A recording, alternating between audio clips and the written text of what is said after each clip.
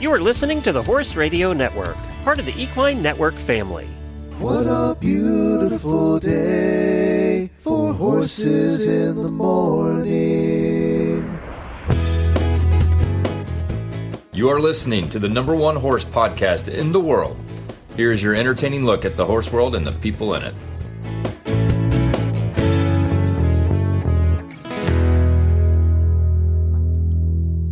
I am Coach Jen from Ocala, Florida. And I'm Mary Kitzmiller from Kemp, Texas, and you are listening to Horses in the Morning on the Horse Radio Network for November 7th, episode 3557. Today's show is brought to you by Grazer's Nutri-Treats from Equine Balance Support. Good morning, Horse World. What is your favorite day of the week? You never stop learning. You never stop understanding. It's more in depth than just riding a horse. Exciting, knowing that for the rest of my life I could work on this and I'll never stop learning.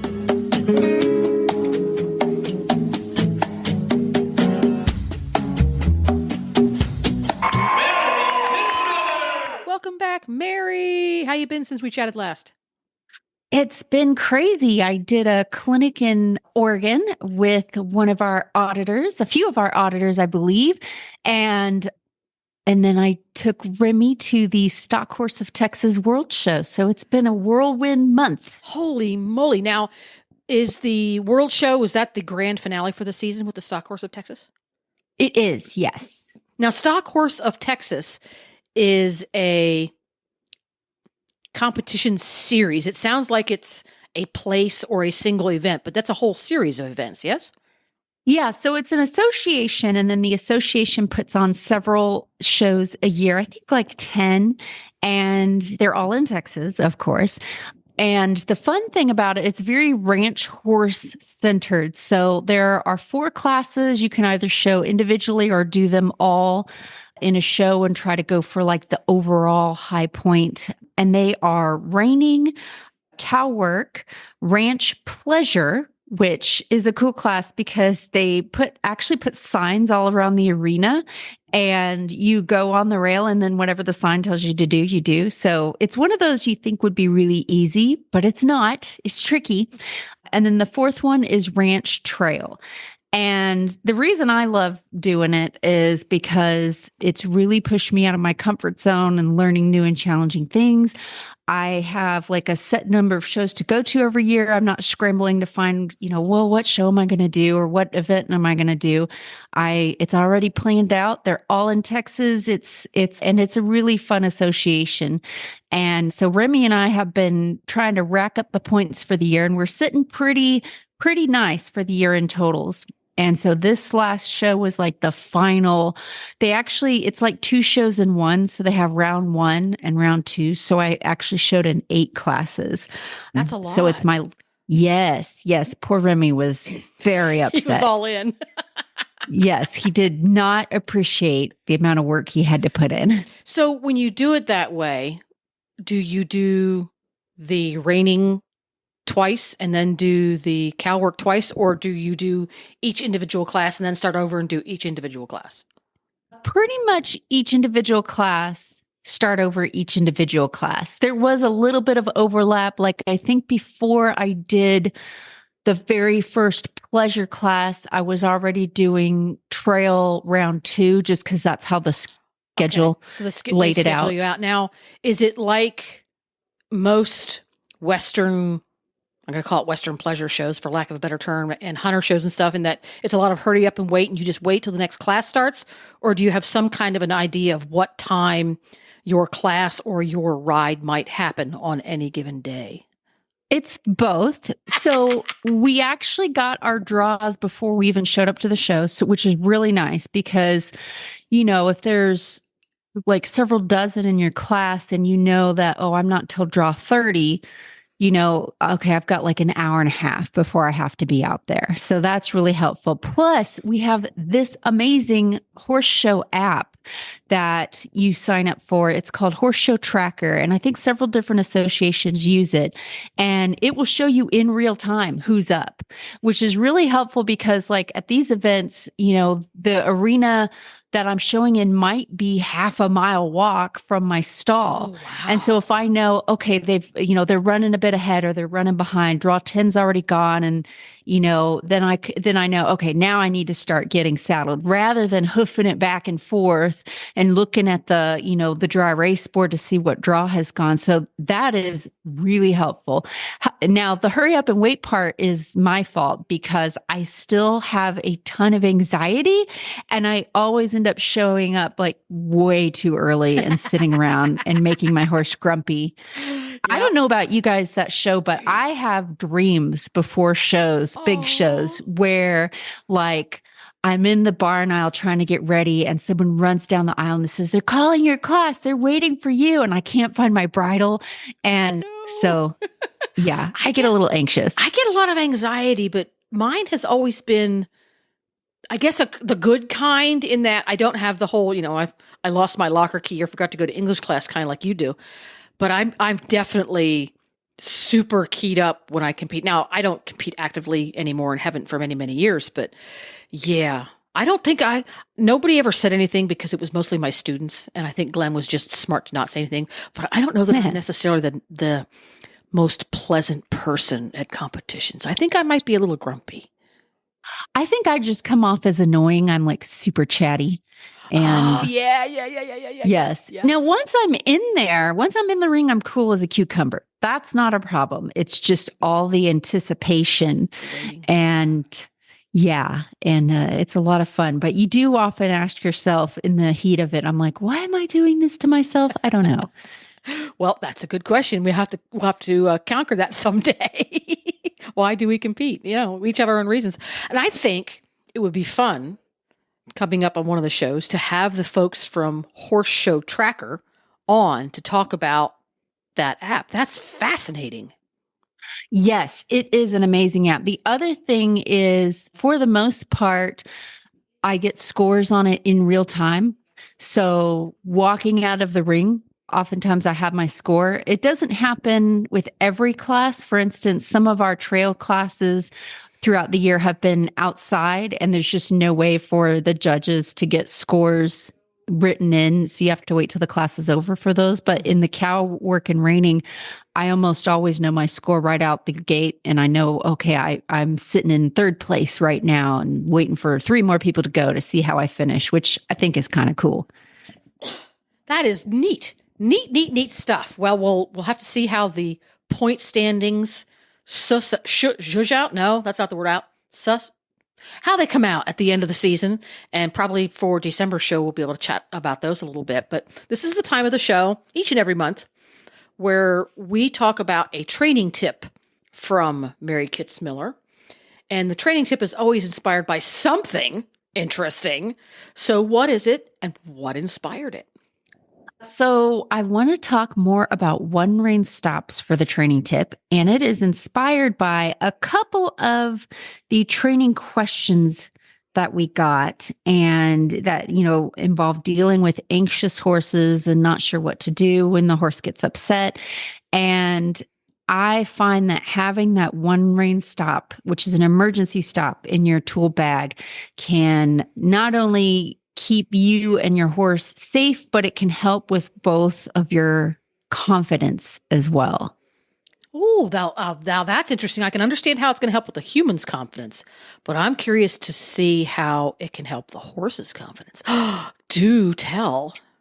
Yeah. So first of all, a one rein stop, again, it's an emergency stop. And the reason we're going to use one rein to bring our horse to a stop is if the horse is really nervous and kind of over threshold, pulling on 2 reins is not always the best idea. And, you're playing tug of war with 1,000-pound scared animal. So they can often pull through that pressure, or they can continue bucking or bolting or, whatever it is they do that we find so scary. But taking the horse in a lateral movement with one rein gives you more leverage, and it allows the horse to calm down in a way that'll keep you both safe. So what I mean by that, if I'm riding around and all of a sudden I'm like, oh, my horse is too fast, or I think they might buck, or, I think we're going to spook, I will sit down and center myself in my seat. I will slide my hand down one rein I'm not even going to worry about touching the other rein. And I'm going to bring my hand out and around to my hip and bring the horse's nose around. What that should cause the horse to do is yield their hindquarters. It should stop their front end from moving, and the hindquarters should go around. And that should help me get the horse to spiral down until they come to a complete stop and soften. And it's like a reset button. Now, just because I got my horse stopped, it doesn't mean they're always perfectly calm, ready to go off again. Maybe once I release them from that one rein stop, they're still nervous. I just do it again, and I do it again and again and again until the horse can finally go, okay, I've got a hold of myself and we're good to go. So it brings me confidence because I have this tool in my pocket that's, lets me know if it gets too crazy, I've got something I can do to keep us both safe. And the way that I feel that it helps build the horse's confidence is, we could prep our horse for everything that we can imagine could go wrong on a ride. And, we could be super diligent with all our desensitizing exercises and exposure. I'm never going to completely train out the prey animal in my horse. And I'm never going to completely squash out the instinct to move their feet when they're upset with something. But I can show my horse by training and practicing that one rein stop hundreds and hundreds and hundreds of times that, listen, I know that sometimes you're going to want to move your feet. I'm not going to completely stop you from moving your feet, but I'm going to control your feet in a way that's going to help both of us stay safe. And it lets the horse reset. It shows them, here's what you do if you're nervous. And the more you practice it, the more comfortable they get with it. And the horse starts learning to listen to you rather than trying to figure out what to do on their own. Because, that makes perfect sense that they understand the task at hand, and the task does not preclude them using up some of that nervous energy or flight reflex that they need to do versus just coming to a halt and trying to, I'm going to use my air quotes, force them to stand still. That's going to build up and boil up inside until it boils over and things turn into a mess. Very interesting stuff. Yeah. And, it's like I said, you can't completely train that prey animal instinct out of them. And the beauty of that one rein stop is you still allow some movement in their feet. But if you've got those hind legs crossing in front of each other in a hind quarter yield, it takes them off balance to be able to do things like bolt and buck and rear and all that stuff. It's a little bit like driving down a hill and pushing the clutch in. It's exactly like that. They're not going to go anywhere, but they can still move. They can still see. That makes perfect sense. The first time I ever learned about a one rein stop, which was rather late in life, I was taking lessons with Kim Walness, who is a 4-star event rider who was at her zenith in the 80s. And she takes a lot of the training and philosophy that we see on the Western side and brings it to the English side. So I had a OTDB that was a typical OTDB. So she taught me what a single rein stop was. And at the time, I didn't understand the yin and the yang of it. I just thought she needed to teach that to me because she was worried that my horse would leave town with me. She wasn't that sort of nervous horse. I could stop, but she understood, and I didn't, that the horse needed the reset button. She needed to understand that when things are getting crazy and she needs to move her feet inappropriately, that she can move her feet, but not actually move geographically. Yes. and it was amazing that once she understood the concept and I learned to do it correctly, because the rider can do it incorrectly. It's more than just yanking your horse's nose over to your toe. It's more complex than that. Once the both of us learned it, it really did give her a reset button. And when she would get amped up, I would ask for a single rein stop. And sometimes we didn't even have to stop completely, but just yield the hindquarters. Yeah. I could feel her take a little bit of a breath and go, okay, I got this. I'm in control now. And we could go back to work, and sometimes, oh, no, we need to come to a complete halt. But it was such a useful tool. But again, I had to learn how to do it correctly because I had been exposed to something to that to a uneducated eye might have looked like a single rein stop before. But once I learned what a single rein stop was, it was most certainly not a single rein stop, because what would happen is the horse would get more amped up. He would stop and we would be in one spot. But then as soon as you release the horse from that stop, the energy level would spiral up instead of down. So obviously there's more to it than just turning their head and yielding the hindquarters. There's some subtlety to it. Yeah, and there are plenty of resources out there and programs that are, that's kind of the core of their program that you can search out and find more information on how to do it. And, I think in most cases when the horse becomes so reactive that, we're in a dangerous situation, a lot of times the horse is just like, I don't know what to do. No one's telling me what to do. So I guess I'm driving the ship and I got to figure it out. And that one rein stop, again, just let your horse know, hey, I'm with you. Pay attention to me. I'm going to get us through this. And you'd be really surprised at how quickly it can get them back to kind of sanity and listening to us once again. There you go. And another way to help your horse stay sane, and you too, is to have healthy treats on hand, because equine athletes deserve a treat that goes beyond just yummy. Enter Grazer's Nutri-Treats from Equine Balanced Support. These delicious bites are packed with natural, performance-boosting ingredients like wheat germ oil, a natural source of vitamin E, and kelp, known for its rich source of vitamins and minerals. But that's not all. Grazer's Nutri-Treats are also metabolically safe, making them a great choice for horses with special dietary needs. Reward your horse for a job well done while supporting their overall health and well-being. You can visit Equine Balanced Support today and discover how Grazer's Nutri-Treats can elevate your horse's performance naturally. And now it's time for Q&A. If you're new to the Mary Kitzmiller Hit 'em episode, we spend most of the show chit-chatting about questions that are submitted by listeners, y'all. And the questions come from a very specific group of listeners. They're the HRN auditors. And if you would like to become an auditor and help support Horse Radio Network hosts like Mary, you can go to Horse Radio Network and look for the Patreon button, or you can just go to Patreon and look up Horse Radio Network. What's our first cue today, my dear?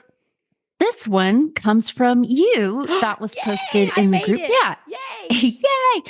And it's how to get more energy from the walk. Lazy walkers are so frustrating, which I can totally relate to because my main ride is super lazy in the walk. And I find that lazy walking is often a symptom of other things. If I have trouble getting my horse to go into the canter or maintain the canter or, give me a beautiful extended trot, oftentimes if I investigate and go to my lower gates, I find that their walk is kind of sad as well. And it's way easier to begin to fix these problems if you start in the lower gates. So a lot of horses that are lazy and pokey in the walk are what I would call energy conservers. And my Mustang Remy is classic at this. And I'm pretty sure it's because it's from his wild days where, they had to walk 15 miles to find water. And so you didn't want to expend a bunch of useless energy because you had to use that energy to survive and find food and stay safe. So the thing that motivates that horse is often, when can I stop doing this? When can I go back to rest? Because I need my rest. It's important. I have to conserve energy.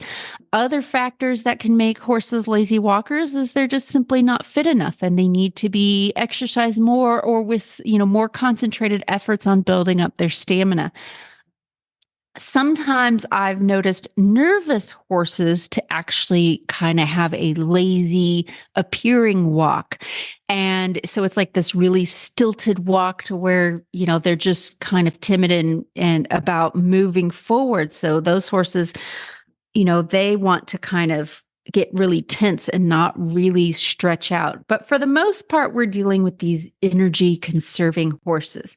So if you think about it from that aspect, like I'm the same way. I don't like to use needless energy. So if I all of a sudden decided I think I'm going to be a runner, I'm going to start running every day.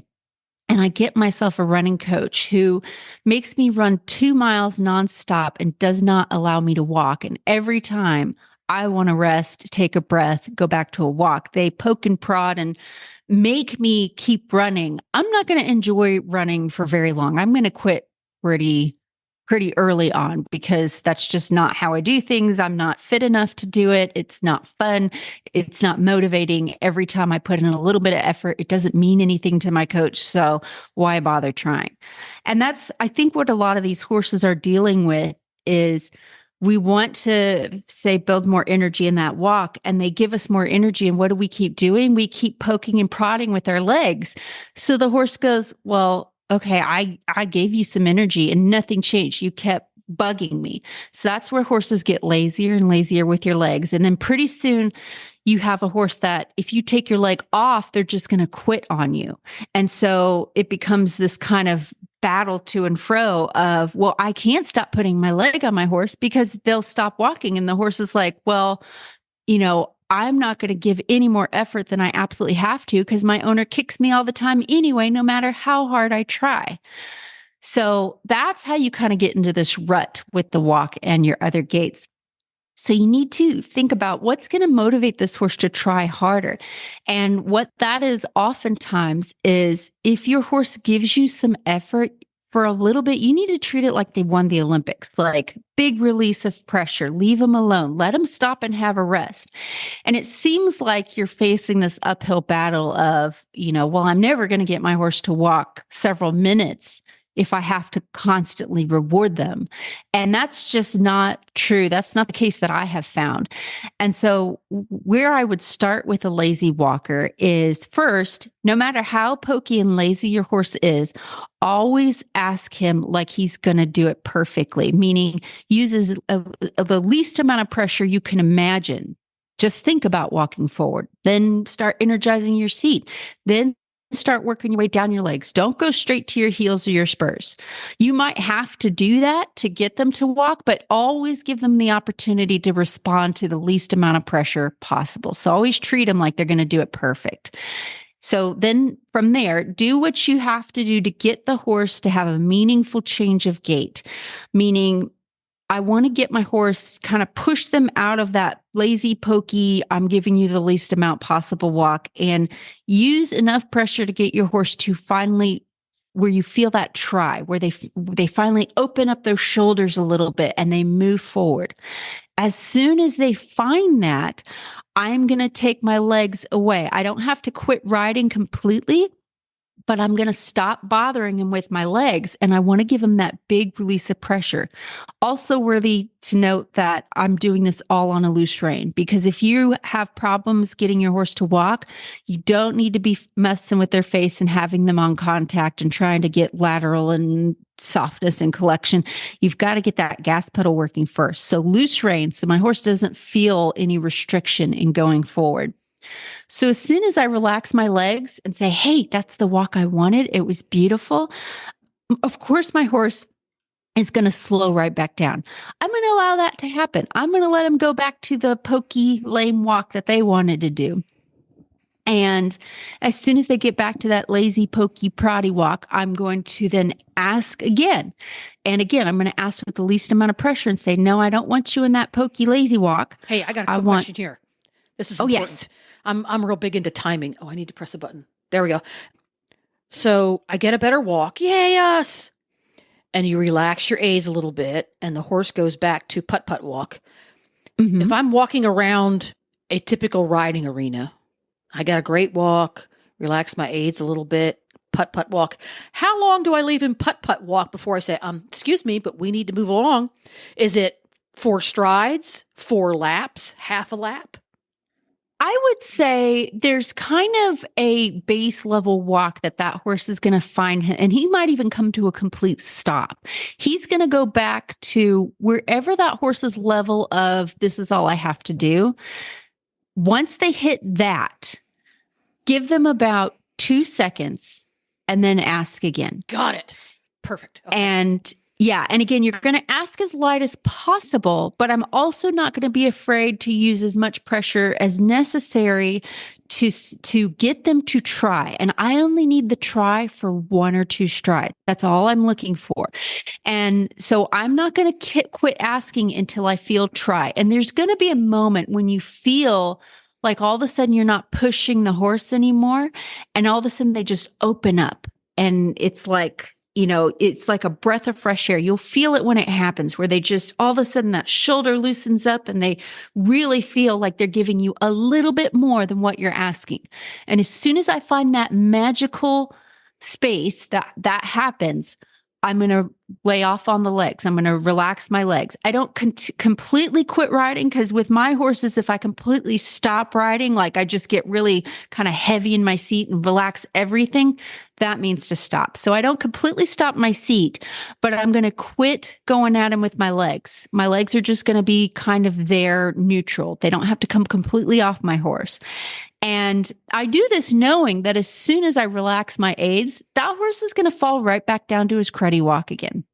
That's fine, because guess what?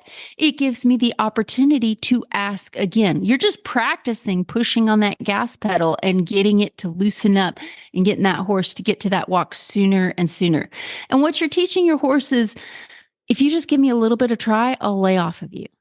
And you've got to find that little starting point to start building that mental stamina.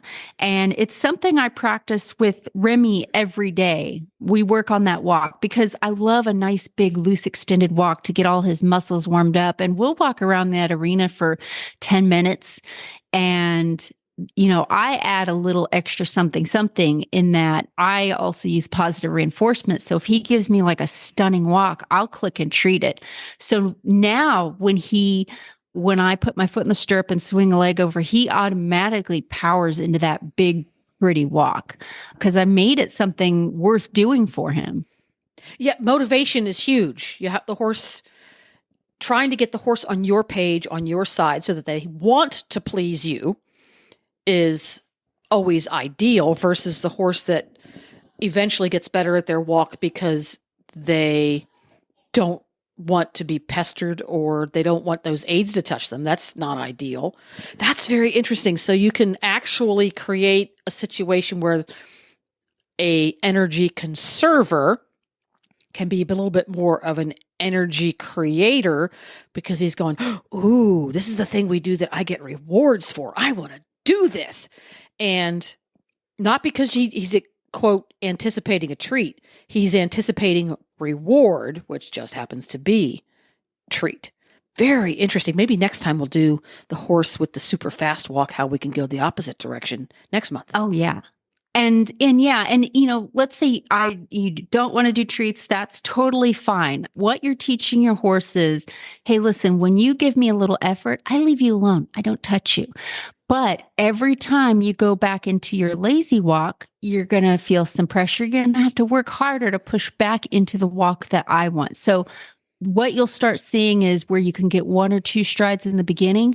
Soon they're going to start holding it for 3 and 4 strides, and 4 and 5, and then so on and so forth. And the goal for this, I want my advanced horses to be so push button that I can say, hey, we're doing extended walk now. And so the horse immediately responds, and that horse knows to stay in extended walk unless told otherwise. So I get to do less work. Perfect. And who doesn't want less work, right?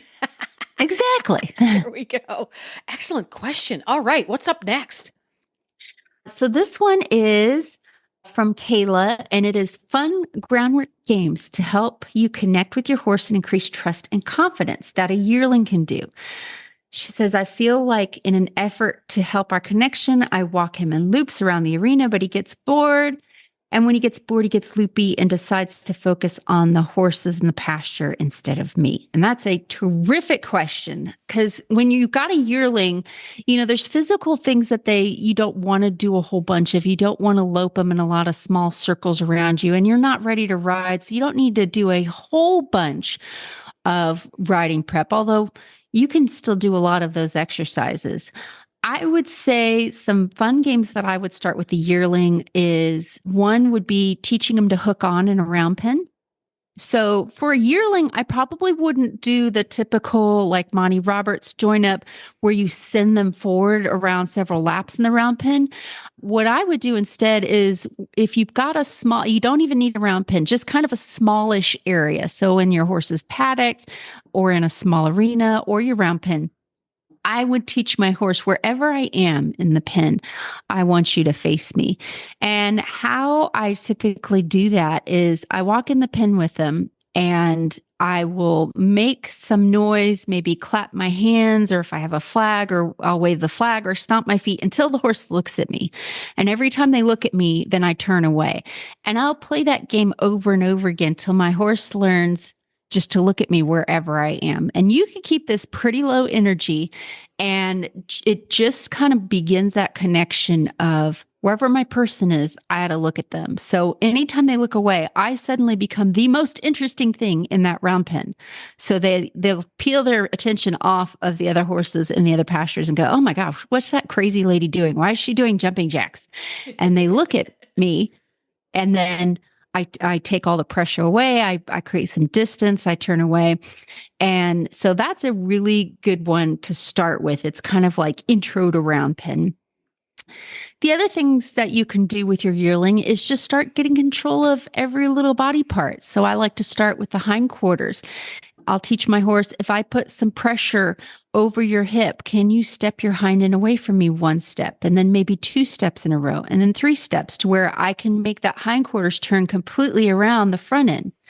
And obviously do that on both sides. I'm going to practice, can I get my horse's shoulders to step away? So if I put some like maybe pulsating energy around the middle of that horse's neck, can they step away from me? If I wiggle my lead rope a little bit, can I get the horse to step back from me? And you can take all of those building blocks and teach your horse to step sideways away from you. And again, these all can be very low energy, done at, the standstill. It doesn't involve really getting your horse frothy with sweat or upset or anything like that.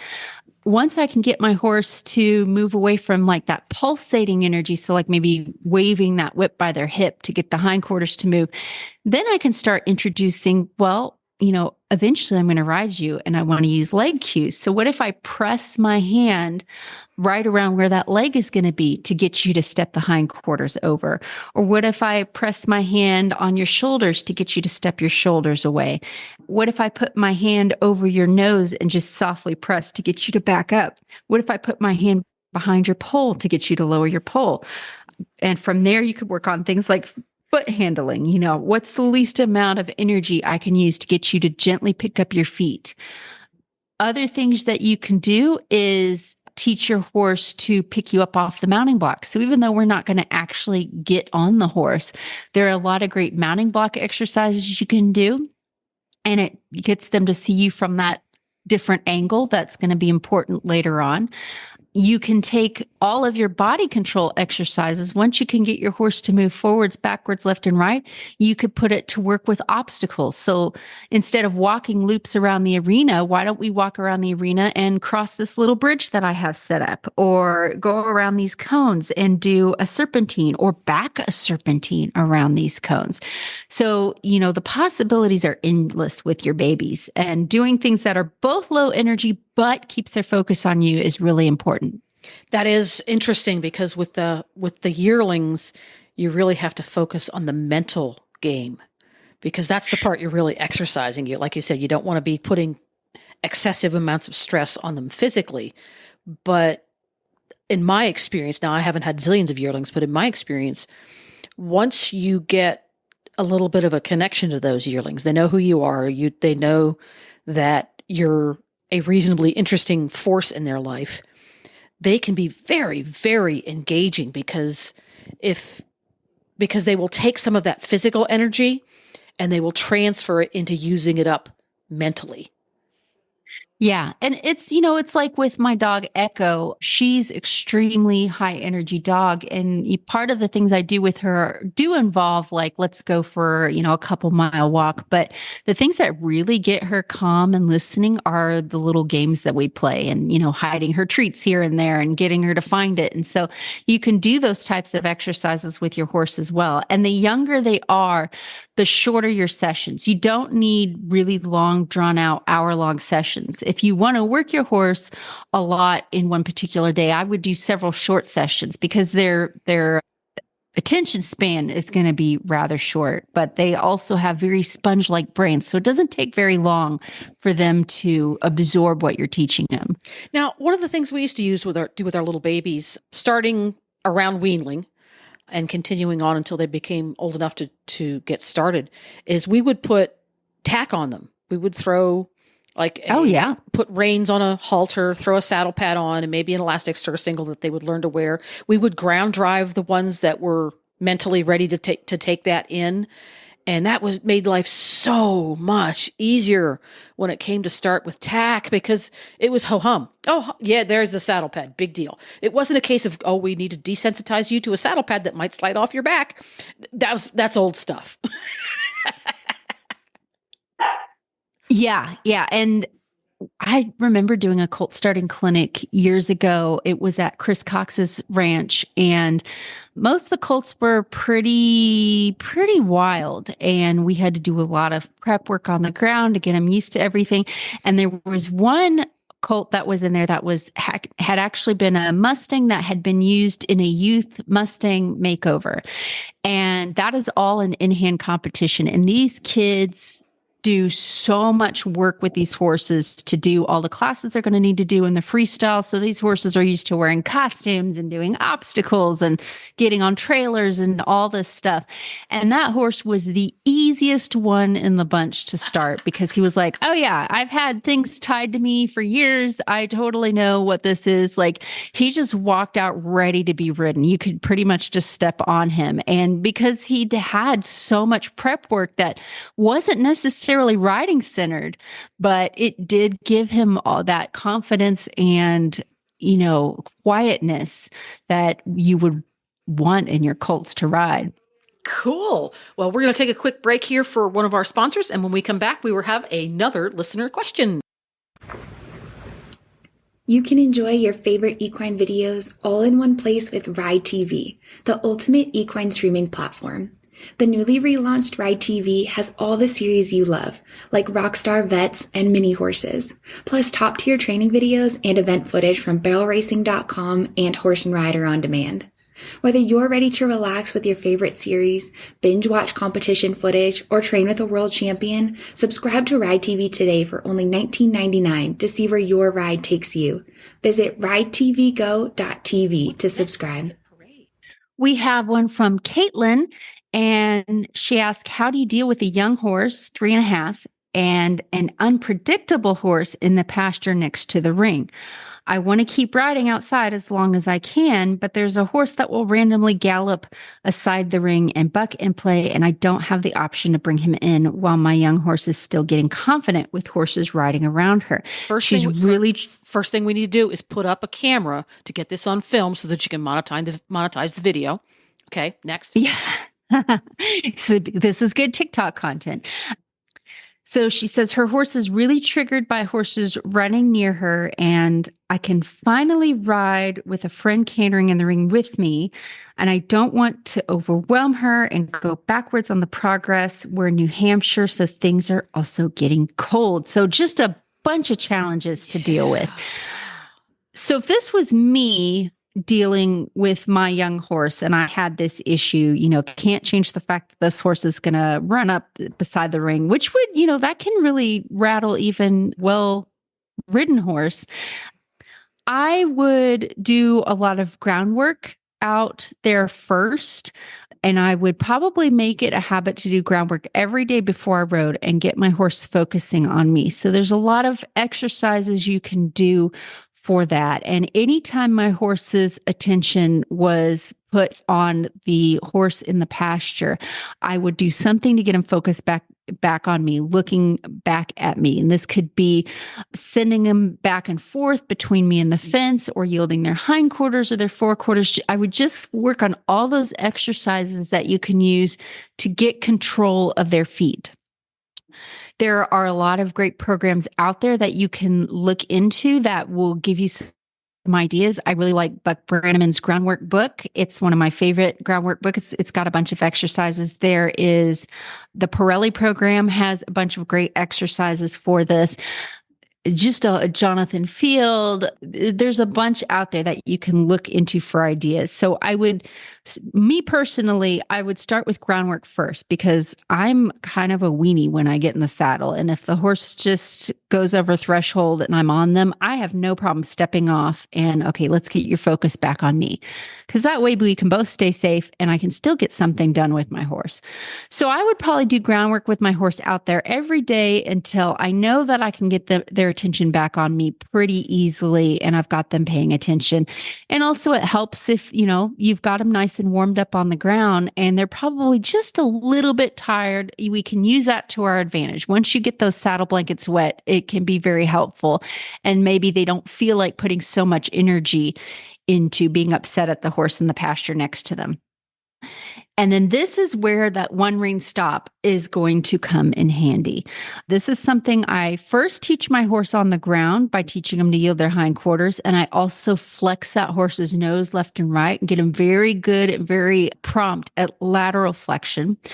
And then as soon as I get on that horse, the first thing that I do is I'm going to take their nose left and right until they're soft and listening. And that's a great exercise to start your rides out with, because I'm getting them to pay attention to me. It's low energy. And if my horse spooks at any time while I'm working on that lateral flexion, I already have them halfway in a one rein stop.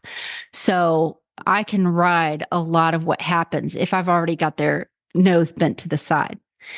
And then how I would continue that ride is I would use that opportunity to practice my one rein stops. So I would walk a few strides, one rein stop. Get my horse soft, get him listening, walk a few more strides, one rein stop, walk a few more strides, one rein stop. And I would do this over and over and over and over again to where my horse is like, I know what you're going to do. You're going to ask me for a one rein stop in a few strides. So that horse is like really keyed into you, because you might ask him to do something any moment. And that helps get their attention off of the scary horse.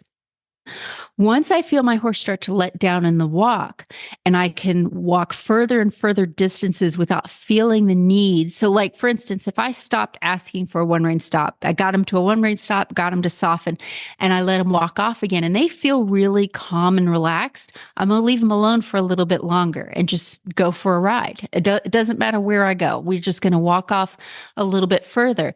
The moment that I feel them start to tense up or I feel their focus is not on me, I gently put them back down into a one rein stop. And that's just reminding them, hey, I'm still up here.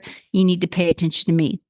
Once I get that conquered at the walk, and maybe that's all I do for several rides, is I just one rein stop at the walk. And then when my horse is focused, relaxed, I get off, loosen the girth, put him away. But once I feel more confident and the horse feels more confident, I can start trying it at a trot. So we'll trot 2 or 3 strides, one rein stop. Trot 3 or 4 strides, one rein stop, 5 or 6 strides, one rein stop. And I would probably, most of my colts, I do that for like 2 weeks before I do anything else. And it's just a way you're working on both your gas pedal and your brake.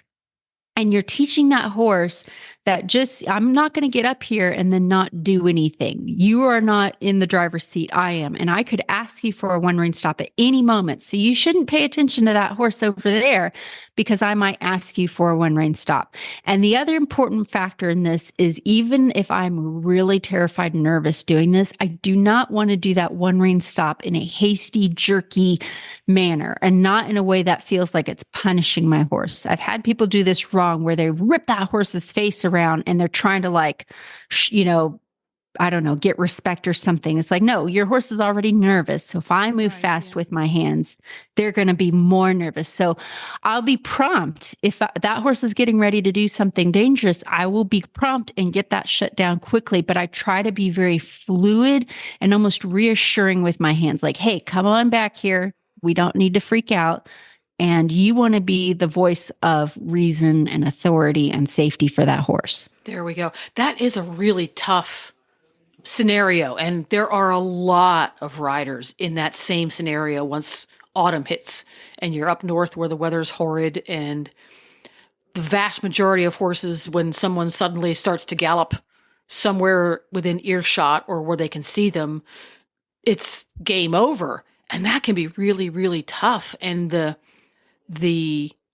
lot of times you just avoid it. Try not to be in the arena when that horse is out and things like that. But if you can find ways like you were talking about that you can do a fire drill, you can control enough of the parameters that you can stay safe and keep your horse in his learning brain.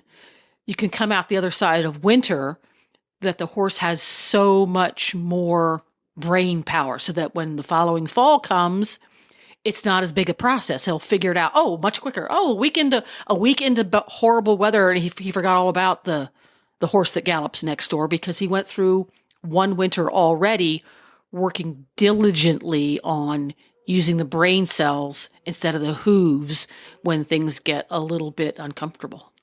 And don't underestimate the power of a really great groundwork program. I've had horses that, I wanted to ride through a certain situation and I got on and realized, you know what? It's not going to go well. And I'm not afraid to stay on the ground for as long as it takes. You're not losing ground by doing it. You're not wasting any time. I just work on them on the ground. That way I still give them the exposure. I'm still working on things that'll be helpful under saddle. And then there will come a day when I just look at that horse and I know you're going to be just fine. And when I get on, it's like we've been riding the whole time. There you go. We've got time for two more. So what's going to be next? Okay, so this one's going to piggyback off the last question. This is from Heather, and she's working on her first ride. So it's how to help a horse with anxiety on the first ride.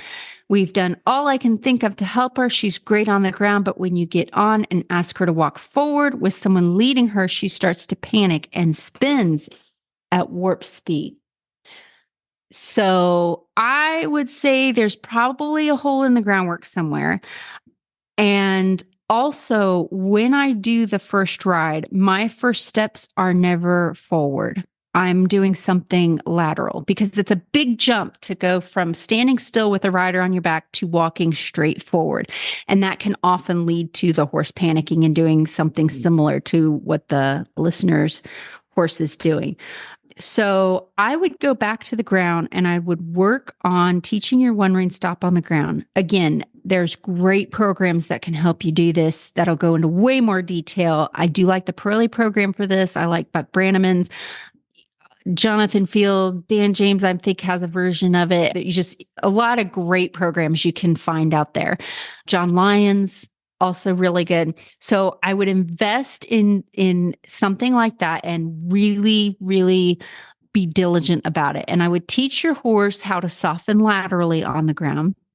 And I would teach them to have really good hindquarter control on the ground. What I'm looking to develop on the ground that's going to help me on ride one is I want to be able to hop on that horse, ride one, and I want to be able to take their nose to the side and have them follow that feel with their feet.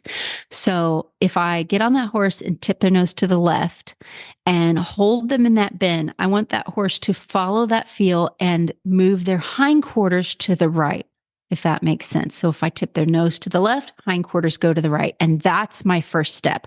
And the reason that is my first step is, let's say they take that first step and go, oh my God, there's a person on me and I have to panic. I'll take that nose all the way around until they bring their feet back to a standstill. So they might hop around there in a small circle, but I can ride it. It's very hard for them to really spin out of control if I've practiced this a lot on the ground. And then my next step so the second step my horse makes under saddle is I will change reins and I'm going to tip their nose to the right and ask them to yield their hindquarters to the left. Now, if you want to do this with a helper, this is totally doable. And I've done this with Mustangs before. So if I have a really good hindquarter control on the ground, meaning I can step to the horse's hip and they move that hip away, and then I can go to the other side and step to that horse's hip and move that hip away. That's what I'll do with the rider. So I'll put my rider on them. The rider's job is just to be the horse's best friend. So the person on the ground has full control. Now, I say this, I want to be very clear. The person on the ground has to have very good control of that horse. I've seen too many videos where you've got a helper and a rider, and the horse starts to freak out and the helper lets go of the horse. That is no bueno. So you need someone on the ground who is capable and handy. And it sounds like a cop-out, but for me in this situation, I want to be the person on the ground because I know that I can keep control of that horse in just about any situation. I've had it go the other way and it's no fun. But so what I would do if you wanted a helper, like kind of sounds like what you're already doing, is I would put my rider on the horse.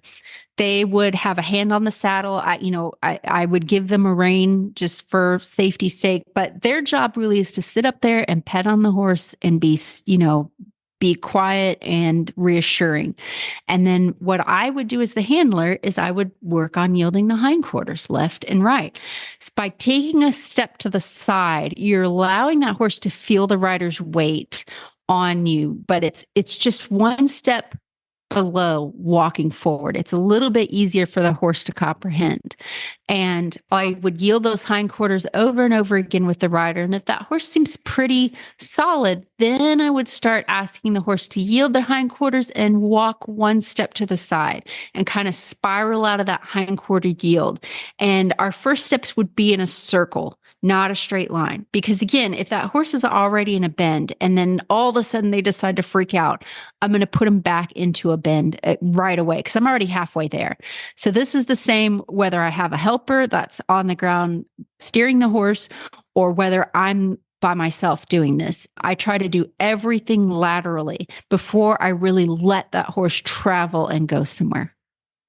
Dun, dun, dun. That's interesting because now, whenever you are starting horses, do you ever ground drive them? Is that something that you do on a case by case, or is that not something you utilize? So I didn't ground drive for years and years. And then I started to experiment. I love ground driving. And the Mustangs really pushed me into doing the ground driving because I noticed a lot of Mustangs, there would be a disconnect between me on the ground facing them doing groundwork and me on their back behind their eyes and ears. They would get really upset with that angle. And I found that if I did ground driving where I am driving the horse from behind and they could see me from that angle behind them, it would help kind of cover up that little hole that we had where the horse, they're used to seeing me push them from behind.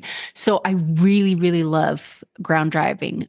And again, there's the program that I use that helped me, not get tangled up in my long lines with the horse is Dan James has really good set of long lines and DVDs and programs to teach like step by step how to get it going. So I love it. I don't do it with every single horse, but I have used it with quite a few of my horses.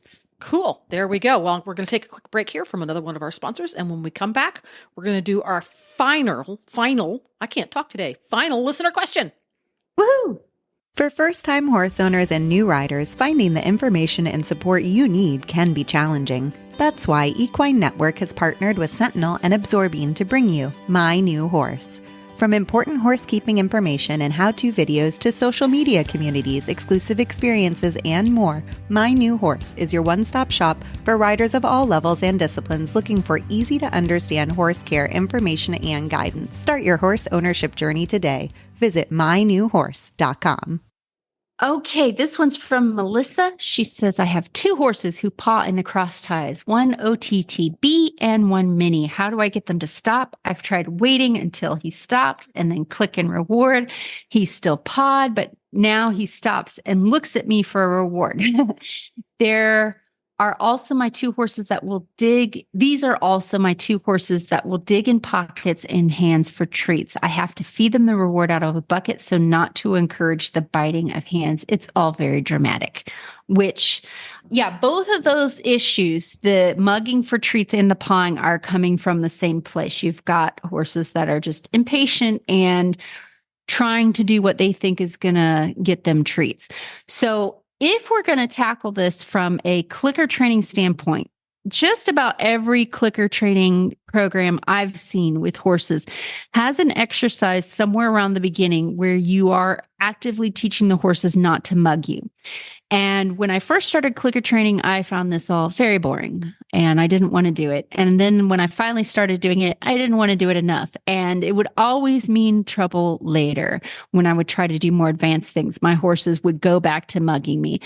And somewhere along the way, the switch flipped and I realized that it's actually one of my very favorite exercises now to do in the whole wide world. So much so that I have to make myself stop doing it and actually make the horse move and do something.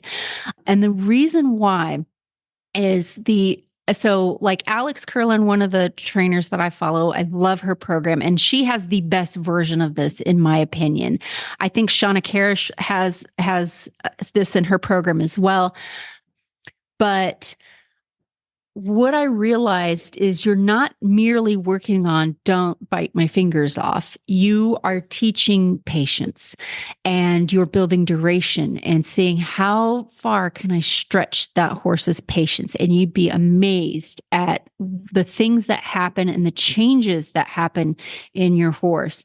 So there's a lot of things I can tell you to help get your horse to stand tied better. And, that involves tying him for 5 minutes at the end of a workout and increasing that time and doing all that. But since you're already kind of doing the clicker training version of it, what I would do with these horses first is I would work on this grown-ups are talking exercise. So teaching your horse not to mug you for treats.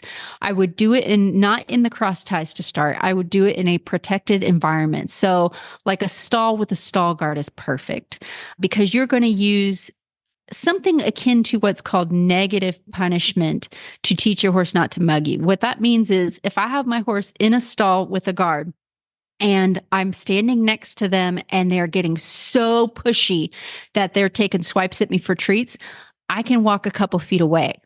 And they realize that, we don't play the game. We don't get to play the game if I act like that. So I don't have to worry about trying to smack my horse and push him off of me and getting bit anyway. I've created an environment where we're either going to play the game my way or we don't play the game. And so that's where I would start and keep it as simple as possible. And the gist of this game, this is a very paraphrasing quick version, is I'm standing beside my horse. I'll usually kind of have my hands clasped in front of me. So I don't have any fingers sticking out that they can bite at. And I'll stand about even with the middle part of my horse's neck. And I'm looking for a moment when that horse ceases to mug me and push on me and they put their head and neck straight. So or in the beginning, I'll let them turn their head and neck away, but the end goal is I'd like their head and neck to be straight. So usually this happens in the beginning when something catches their attention. Maybe a horse at the other end of the barn makes a noise and the horse looks at them, click and treat. So I capture that moment anytime it happens when they have their head and neck straight or they turn their head away, click, treat. And that's where you start. And I do that over and over and over and over and over and over and over again until my horse knows that, mugging does not get me the treat. It has to be when I'm not mugging, when I have my head and neck straight or when I look away. So I'll work on that for several sessions and then I'll start building on that. Like, can you stay perfectly still for 2 seconds? How about 3 seconds? How about 4 seconds? How about 100 seconds? How about 300 seconds? And I will build this up to that degree. And this eventually turns into my ground tie with my horses, where that horse will stand like a statue and I can run around them doing jumping jacks and they don't budge. And so that's where you start to plant that seed of teaching your horse that standing still and being patient is the best thing. And when you start to get it that good, now our cross tie behavior should be much better. And again, this is very rough paraphrasing of what I do. I can't recommend Alex Curlin's program enough for this because she's the one, in my opinion, who goes the deepest into this, and it creates this just really quiet horse. And eventually, when you first start this exercise, they do the good behavior just because they want the treats again. Like they're like, okay, I'll stand still, but only if I can get treats. But then you'll see a switch. It over time, the horse just relaxes and they begin to stand still because standing still has always meant that I get treats and I have warm, fuzzy feeling around treats. And pretty soon they stand still as a default. Like you don't have to tell them to stand still. They just do it. And they have this calm, placid demeanor. And I've done this with the spookiest of horses.